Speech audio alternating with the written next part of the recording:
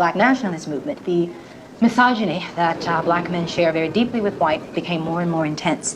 Black nationalist men took this and started researching African history and began to say, well, in Africa, it is always the men who rule and the women bear children and they plant their little vegetable gardens. You must retreat from the controlling role you have had and, for example, symbolically walk 3 paces behind your man. Have more babies than you can afford. I'm at the Turning Point Women's Leadership Summit, where a lot of women have come for the first conference since Erica Kirk took over the organization after her husband was assassinated last fall. A lot of the speakers have talked about how feminism has hurt women, how you should get married early and have more kids, maybe more than you can afford. Feminism is the biggest lie we have ever been sold as women. I bet all the Candance haters are really upset because not only is she not dead, she's expecting her 5th baby. So congratulations, Candance. I would like to formally announce at the top of the show that you guys were correct. I am with child. I'm expecting another child. A lot of you guys had sussed that out genuinely within the first 4 weeks of my pregnancy. I actually found out, I am not kidding, that I was pregnant from you guys. Best part about this is from now on, anytime anyone says something, we can be like, are you attacking a pregnant woman? How dare you? So we oftentimes discuss the male loneliness epidemic, but I haven't heard a whole lot of conversation around the potential lonely egg epidemic that may be on the rise. Dr. Marsha Inhorn, in her Motherhood on Ice book, describes that egg freezing is on the rise, but the primary driver is not careerism. It's actually the mating gap. So the lack of eligible and educated partners for successful professional women. You, and you. Come over here. All right. Now the rest of you kids can go with those 2 losers right now. When the civil rights movement became the black nationalist movement, the misogyny that black men share very deeply with white became more and more intense. Black nationalist men took this and started researching African history and began to say, well, in Africa, it is always the men who rule and the women bear children and they plant their little vegetable gardens. You must retreat from the controlling role you have had and, for example, symbolically walk 3 paces behind your man. During political meetings, we will sit and busy ourselves with embroidery or some such things. We will not talk when the men talk. The energy that should have gone towards fighting the system turned itself on to fighting black women, and the failure to deal with us as human beings, the insistence that to gain our manhood as black men, we will spit upon black women, because that'll give us the strength we need to fight white men, you see. That is where all of the energy went, and that is one very important reason that the black movement has in large part fallen apart. The misogyny that black men share very deeply with white. Of course, I can't speak at length about the impact of one Margot Jefferson like, say, Dr. Tiazan Johnson or Dr. Ronald Neal, but when she says categorically that the failure of the black freedom movement was basically because of black male misogyny, you can see that there was a choice made. The choice was, we're going to choose to be women and follow feminism over some kind of organization in the black community, because that was akin to being controlled or even just misogynistic, which is fine. But that's just one of the fallouts of making a decision. You have to choose your allies. You have to choose your team. You gotta be kidding me! Maybe at the time, the likes of Margot Jefferson couldn't understand the kind of freedom that was waiting for the future women of the black community, but it's on display for all of us to see pretty much any time that we open our phones now. You've been engaged 4 times. Yes, I have. But never went the whole way. No, I didn't. Why not? Well, let me tell you, the first one, I was too young. How old? I was 19. It's raining, but inside it is hot. It is sunny. We're at the beach. We're having a good time. Thank everybody for coming in. Puppy, y'all shit for me. There's no shame in my game. I talk about everything in my memoir, The Mother Black Hollywood, everything from my addictions to molestations, abortions, childhood abuse. There's no shame in my game. Yeah, bitch, it happened. You know, I slept with 63 men. Now, that was fabulous. But oh, my gosh, give me some of that. Yeah. If you're the leader, right, and I'm following you, we're following you, right? And we start to have masculine energy, but you're the leader. That means you did something wrong for us to have this masculine energy. We're not the leaders of society. The energy that should have gone towards fighting the system turned itself on to fighting black women, and the failure to deal with us as human beings, the insistence that to gain our manhood as black men, we will spit upon black women, because that'll give us the strength we need to fight white men, you see. That is where all of the energy went, and that is one very important reason that the black movement has in large part fallen apart. I was worn out. I was exhausted. I had seemed to have lost energy and interest in something called the black movement, in politics, that means. And I began to read feminist theory, and I said, oh, it is possible for me to use every part of myself and still be political. I don't have to say, well, that part of me is female, and that's not important. We don't have to talk about that. This part as the exclusively black part is fine, or this part as the leftist part, you know, and not the black part is fine if I'm at a white leftist meeting. All of a sudden, it was possible for me not to have to deny huge portions of myself to be politically active. And when I say me, you know, I speak for, I suspect, most black women who encountered feminism. So egg freezing is looked at as a way to provide social insurance, right? Like, it's a way to ensure that if you find the partner, that you're able to have the children or the family size that you want. What we're also finding is that some women decide to become a single mom by choice, which is what I did in my circumstance. I was married, decided to get a divorce at age 37, didn't feel like dating, so I just focused on being a mom. I did freeze embryos, though, via sperm donor instead of eggs. And I did so leveraging the workplace benefits that we see highlighted behind us. So I'm a huge proponent of making sure your employer has fertility benefits before you end up signing off. You can hear the utopia dream of Margot Jefferson being realized when you hear a young woman say she decided to get a divorce first and then decide to start a family, and not only that, but have supplemental assistance from her employer who is assisting her in building a family without having a man involved. What could have been anything better than that if you're listening to essentially a demonization of black male order, which was described quite vividly by Margot Jefferson herself. There are horror stories of women who had been brainwashed into believing we were supposed to answer every black man who approached us on the street, because of course it was all about sisterhood and brotherhood and love. And some man would say, hey sister, how you doing? And you would say, hello brother, and you get slapped. In some occasions you might get raped. The next thing you knew, this man was following you down the street saying, oh, you know, let's go to bed. And you'd say no, and he'd be screaming, you dirty black bitch, at you. No, what's the matter with you? Every trick, you know, every exploitative warrior trick men have ever used was rolled out on us in the name of the black movement. My encounters with men, you know, the simplest encounter with a man, whether a man you work with or someone you have dinner with, the simplest encounter can turn into a conflict. So somebody posted this video of a whole bunch of men getting off from work and actually going to a food place to get food. So they're like, why nobody not cooking for these hard-working men who just getting off from work? Girl, when I tell y'all, I went to the comments, and my good sisters ain't playing. The comments is like, okay, anywho, I'm about to graduate from nursing school. Anywho, I just closed on my first house at 26 years old. Anywho, today is my birthday. They're like, baby, we don't care. Like, look at the comments. I'll never understand a grown man mad about paying bills. Like, what you think you supposed to do? Lay on the couch and get your nails done? My sisters is like, who cares that ain't nobody cooking for these hard-working men? You don't know what type of trauma them men done put on women's lives. You don't know if these men is picking up food because they done dogged out every good woman God sent their way. We don't care. I'm not thinking that she's going to save me. I'm running behind a big, strong man that's going to save me. The first thing we looking at is you. Yeah. I'm not looking at her. She's not looking at me. We're following y'all. So yeah. We can't have. I'm just saying, we can't, like this sign, I'm sure a man made it. Like, whoever built this place, I'm sure a man A man made these chairs. Yeah. A man made the tequila. But y'all gotta respect that too and listen. Y'all gotta respect, because when y'all start doing the disrespect toward the man and you saying we this or that, then the disrespect come in.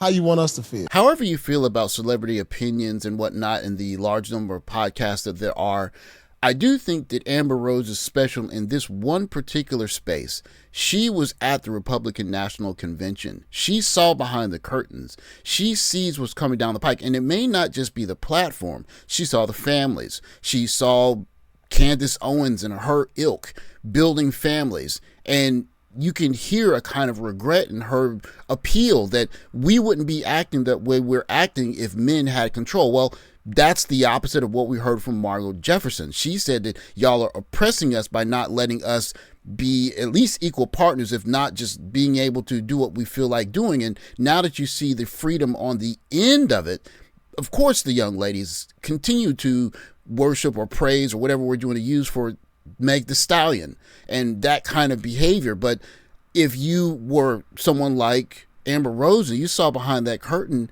she knows that the time on that is coming to a close. And this is an appeal to Paul Pierce and to men. Hey, y'all got to fix this. A man made the tequila. But y'all got to respect that too and listen. Y'all got to respect, because when y'all start doing the disrespect toward the man and you saying we this or that, then the disrespect come in. how you want us to feel. Okay, Paul, can you admit that maybe you're not that guy, right? You're a all-around good guy. You got it all together, okay? But can you look around? Like, I agreed with you that a lot of women are narcissists. I said it once and I'll say it again. Most men are not attractive. Most men. When you go out and about and you look, and I say look, you actually look at the men. Like, look, they're not attractive. And they do traumatize men. I agree with you. Can you agree that majority of men nowadays are absent fathers? They're not leaders in society. They're not protecting women in any way, shape, or form. And when I say attractive, I'm not just talking physical, I'm talking everything. Personality, their level of knowledge. A lot of men have no hobbies, they don't read, they don't work on themselves, so they're also boring. And what happens over time is that we have to become the men within ourselves. We have to become our father's daughters. So that's what happens over time, that we're just like... I was having a conversation with a guy who for months has been trying to get me to date him, and I've told him multiple times, A, I'm not attracted to you, which he doesn't seem to even understand or even think is valid. Like, he's like, well, we have things in common. I'm like, I'm not attracted to you. I don't find you attractive. Second, he's boring. When we've gone on dates, I'm the interesting one. I'm the one with the personality. I'm the one with the stories. He just sits there. And this is most men. Most men. Have more babies than you can afford. I'm at the Turning Point Women's Leadership Summit, where a lot of women have come for the first conference since Erica Kirk took over the organization after her husband was assassinated last fall. A lot of the speakers have talked about how feminism has hurt women, how you should get married early and have more kids, maybe more than you can afford. Feminism is the biggest lie we have ever been sold as women. Amber Rose has a unique position because not only was she at the Republican National Convention and saw the platform of MAGA or whatnot, but she saw the families there. And if she went there, especially going from that SLUT walk to seeing these families, no matter what they might be doing at home, they're having larger families, and their kids in a decade or two are going to be voting, and they won't be voting with policies that are very liberal. They're going to be voting in a very different direction. And the next 2-3 decades of policy might look very different from what we've seen in the last 4, 5, 6 decades. And so many of the young ladies that have done what they wanted to and said, I don't need a man for anything, or a man is supposed to show up and do what I need him to do, but he can't tell me any kind of order or structure or any kind of rules. I do what I want to, and he shows up and protects, provides, and quote unquote leads. Well, first of all, that's not very appealing to men, because you don't want to have responsibility without authority. But the second part is, it's too late. He chose poorly. From what I see, like, society has co-opted the word feminism, which should just be the equality of the sexes, which I really do believe in, to be something of pushing the other sex down, which I really don't believe in. I feel like feminism is the pursuit of I need nobody, and I don't need a man, I don't need others. So I feel like the left is so focused on feminism equals abortion, and that's like not at all what feminism should be for. It should just be like, how can we empower women to fulfill what they feel like their calling is? A lot of the left say that they don't need men, but we do. Speaker Savannah Stone is a married 21-year-old who's built an audience advocating for traditional gender roles in a sometimes provocative way. Submission gets a bad rep because it's seen as slavery for whatever reason. But submission is a trust and it's teamwork. It means the woman serves the husband and the husband lays down his life for the wife, because women are controlled by their emotions and men are controlled by logic. She goes viral a lot on TikTok for talking about women submitting to their husbands, being submissive. What do you think of that? I mean, that's what the Bible calls us to do, so that's what I think is true. The words sound kind of crazy and a little controversial, but I mean, I believe what the Bible says, and I think it's true, and I think she said it great in there. There's a very good reason why when we make our decisions to choose who our allies are going to be, You must choose. But choose wisely. One thing we have to remember about building teams or alliances is that they are built on shared interest. When you hear a Margot Jefferson essentially say that we think that black men are oppressive, patriarchal, they want to be the same as the white men who oppressed us, and we identify with more of the feminist mindset, then that's essentially them saying we're going to get more with them because we have more shared interest than we do with black men. And of course, the unique issue that's with the black community is that even if you decide to be a feminist and you want to live your life like Meg Thee Stallion and you want to have 60, 70, 80 partners, you don't want to get married, you be engaged several times and never marry any of them, you will break off an engagement because you were too young, and then you're looking across, and I know that she's seen this, Amber Rose. These are new groups of conservative women that are getting married at 20, 21, 22. They are still having careers, and they are having kids, and they're having multiple kids. And then you're seeing young ladies who are breaking families up and having maybe a kid if they're lucky. I'm sure a simple math can be done with the SLUT walks versus the Republican National Convention. How many young kids are there? How many of the people at that convention are young kids running around with suits and dresses on, basically taking in the environment, versus probably the exact opposite at the Democrat National Convention, where there's legend that they actually had trucks outside to help young ladies remove the children from, whatever. So even someone like Amber Rose can see, I might have been on the wrong team and I might have to switch up teams, because what's coming down the pike, it just looks like whatever that freedom that feminism was afforded on the back of a very rich country that had a lot of money to say, we want women to live a certain way, so go do your thing and you're free to do it. But what happens when you don't have a company that can subsidize you not having a family, and a man who can subsidize your fertility versus a company doing it? Or what happens if you don't have your job anymore? Or what happens if there is just general instability? You need allies. And the truth of the matter is, the only people that are going to come to your defense are your true allies if you made the right ones. The question is, did they?